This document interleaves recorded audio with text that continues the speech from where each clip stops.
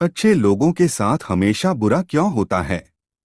वहीं जो लोग बुरे कर्म करते हैं और अज्ञान की राह पर होते हैं, वो खुशहाल दिखते हैं। श्री कृष्ण ने इसका जवाब गीता में दिया है।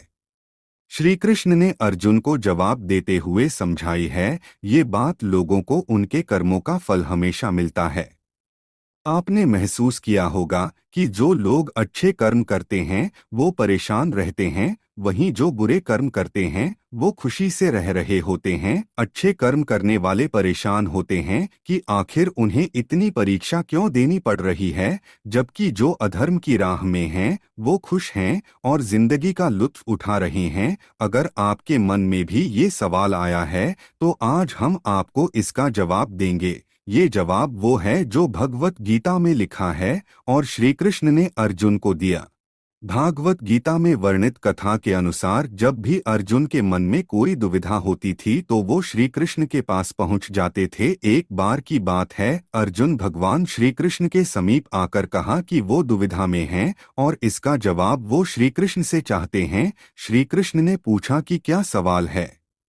अर्जुन ने कहा, मुझे ये जानना है कि अच्छे लोगों के साथ हमेशा बुरा ही क्यों होता है, वहीं बुरे लोग खुशहाल दिखते हैं। अर्जुन के मुंह से ऐसी बातें सुनकर श्री कृष्ण मुस्कुराए और कहा, मनुष्य जैसा सोचता है और महसूस करता है वैसा कुछ नहीं होता है, बल्कि अज्ञानता की वजह से वो सच्चाई नहीं समझ पाता है। अर्जुन उनकी ये बात समझ नहीं पाए। इसके बाद श्री कृष्ण ने क्या कहा वो जानते हैं।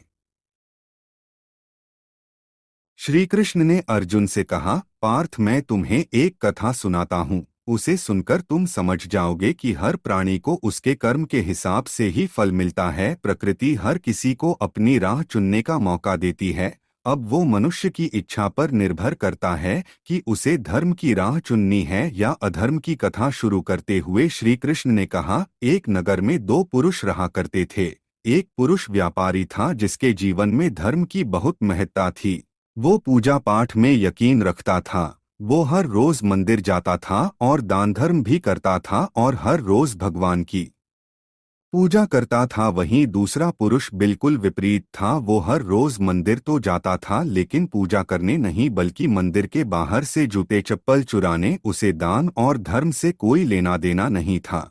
समय बीतता गया और एक दिन बहुत जोर की बारिश हो रही थी। इस वजह से मंदिर में पुजारी के अलावा कोई नहीं था। ये बात जब दूसरे पुरुष को पता चली तो उसने कहा कि ये सही मौका है मंदिर का धन चुराने का। पंडित से नजर बचाकर उसने मंदिर का सारा धन चुरा लिया। उसी समय धर्म कर्म में विश्वास रखने वाला व्यक्ति भी मंदिर पहुंचा।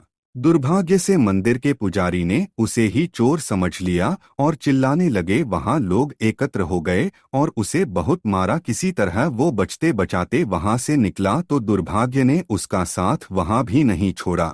मंदिर के बाहर वो एक गाड़ी से टकरा गया और घायल हो गया। फिर वो व्यापारी लंगड़ाते हुए घर जाने लगा तो रास्ते में उसकी मुलाकात उस पुरुष से हुई जिसने मंदिर से धन चुराया था। उसने कहा, आज तो मेरी किस्मत चमक गई, एक साथ इतना सारा धन मिल गया।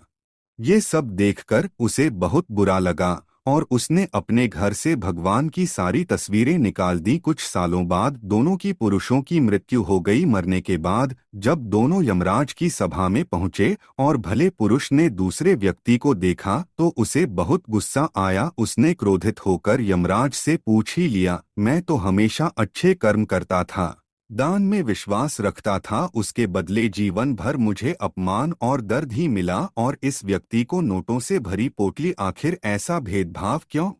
इस पर यमराज ने कहा, पुत्र तुम गलत समझ रहे हो। जिस दिन तुम्हारी गाड़ी से टक्कर हुई थी वो दिन तुम्हारे जीवन का आखिरी दिन था, परंतु तुम्हारे अच्छे कर्मों की वजह से तुम्हारी मौत सिर्फ एक छोटी से चोट में बदल गई। तुम इस दुष्ट व्यक्ति के बारे में जानना चाहते हो।